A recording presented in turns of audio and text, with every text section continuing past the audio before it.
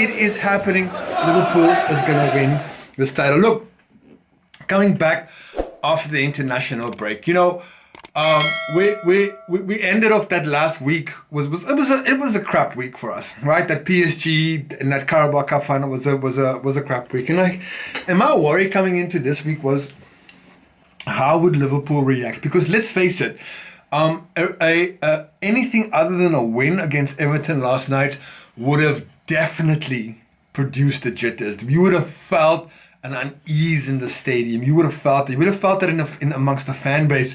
It's like, hey, don't bottle it. Because let's face it, no one else except Liverpool can win this, and no one else can get into this conversation unless we let them in. But in typical fashion, in typical Liverpool this season, we had to play one of the worst first halves of football. Look, I am under no illusion, right? The Merseyside derby is probably one of my least favorite games to watch. Well, number one, because the quality is almost never great. Or look, maybe for neutrals, it's fun to watch Everton versus Liverpool play. But me as a Liverpoolian, or at least a Liverpool fan, I hate it. And mostly because Everton, they're donkeys. They're just kicking the shit out of our players every single time we play against the Toffees. I have to sit here with an ulcer in my stomach thinking, who's gonna get fucking injured?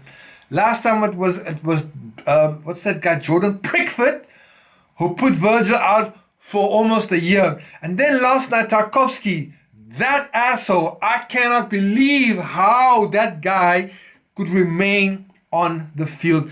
That was an absolute disgrace of a tackle, only because I don't know if you've played football, right? I've played it. I know when another player is going for the ball and the player, and that's what we saw last night, right? When he was going through that follow through with that straight leg, that was meant to hurt. Let's be real, right?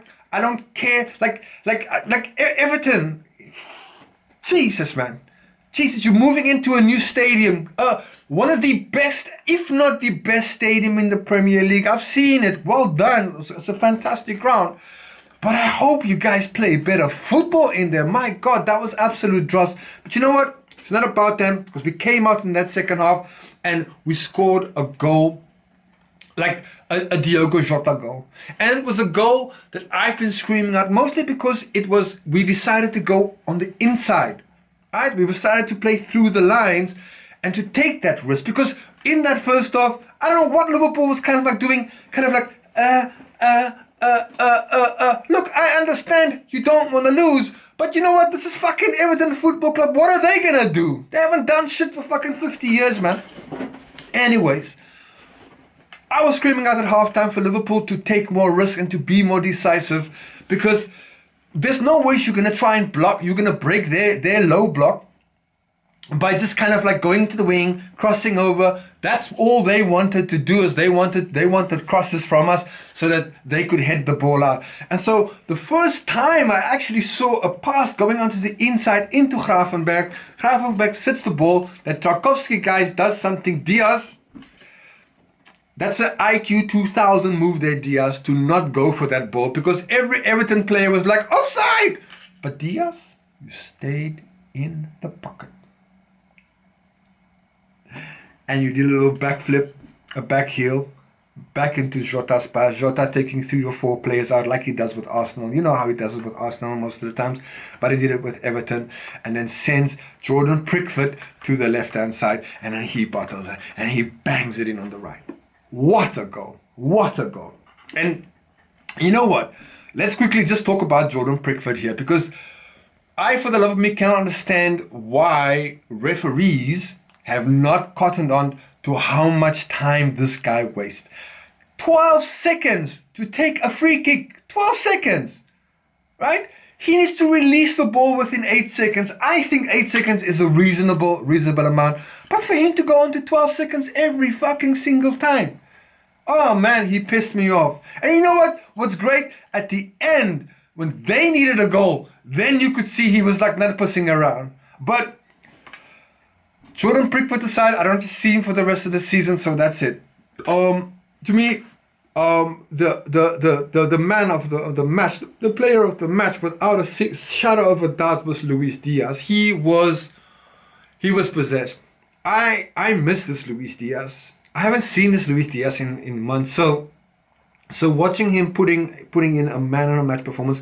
I mean, I'm gonna get to Curtis Jones because he's my other fucking guy. But let's just give flowers to Luis Diaz because he absolutely busted a gut.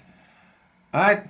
Playing in that center forward, false nine kind of position, he was immense. Defensively, he was running back, he was making tackles in midfield, and he was going forward. He was just a fucking menace. Yeah? And like I said, great composure by Diogo Jota to slot the ball home. I think our midfield was excellent. Soboslai again. I don't know where, like, I don't know how big his lungs are, right? But like his whole body must be made up of lungs because I just see this guy going like this back and forth, back and forth, back and forth. And you know what? He did great work there on the right hand side, really supporting Curtis Jones, who played at right back. Curtis Jones played at right back, yo. And he wasn't half bad. He wasn't half bad. My, what an excellent game. I was really impressed by Curtis, for him to come in and just do the job and just be professional and not moan about that he can't get minutes. He's in the team. He is showing us that and fair play to Arne Slot for taking the risk, because if that backfired, we would have been having a very different conversation today. So I'm super over the moon. I don't know where you guys were at 57 minutes. I was outside. I just decided I needed to smoke a cigarette. Yeah, I know it's a bad habit. Okay, fucking sue me.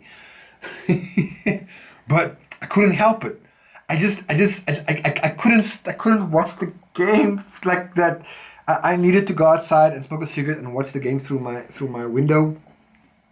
And then when we scored the goal, I shouted like I actually, you know what, I know I annoyed my neighbors because I don't like it when I'm screaming and shouting at my TV screen. They've told me before, but I don't care. Look, it wasn't a pretty game, but this is not the time of the season where we're looking at patterns of play and formations and strategies and that kind of shit. Yeah, it's important, but it's much more important that you just get over the line and the 3 points. And it means we need 13 points. 13 points. Actually, not 13 points. 5. I don't know. But it's 12 points or something like that. Which means 4 games. So that's what I kind of like mean. If we win 4 games, then we become champions. And I really want us to listen. I know it's disappointing, right? That we got knocked out of the Carabao Cup and the Champions League in 1 week. Hey, that can happen to anybody, right? But it's important that we finish the season really, really strong. I don't want us to go to the second last day and fucking needing a win or whatever kind of thing. None of that kind of like bullshit. We have the league, we have it in control, we have the capabilities and the players to be able to see us through the line. Okay, so let's try and keep things 100% in that kind of sense. Yeah. I can't wait for this to happen now. Woo! Let's go, Reds. Anyways, listen, thanks for watching. Go do something productive. Go and call your mother. Go hang out with your bro. Write an email or a message to that friend you haven't seen. Make sure it's a Liverpool friend, and go out and celebrate. We are going to win the league. Let's get it, people.